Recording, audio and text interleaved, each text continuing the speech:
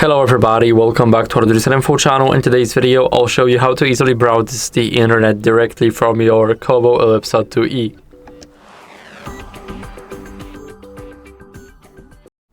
So first, what you guys want to do is go over to the beta features, and as you guys can see, it's only in beta, so it might not work properly all the time. But after we click start, we should be able to actually browse the internet. So now in the web browser here we will have the browse internet, and as you guys can see here, now we can search for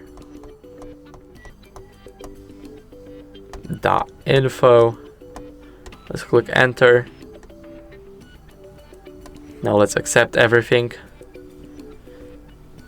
and I cannot access the site from the e-reader right now, so it might be hard. But if we Google whatever then and click enter and accept everything, then here, as you guys can see, we have a lot of choices here. It's very laggy because it's only in the beta, but as you guys can see, you guys can easily browse the internet from here. So that'd be it. I hope this video helped you, and if it did, then leave a like, sub, and a comment, and I'll see you in the next one.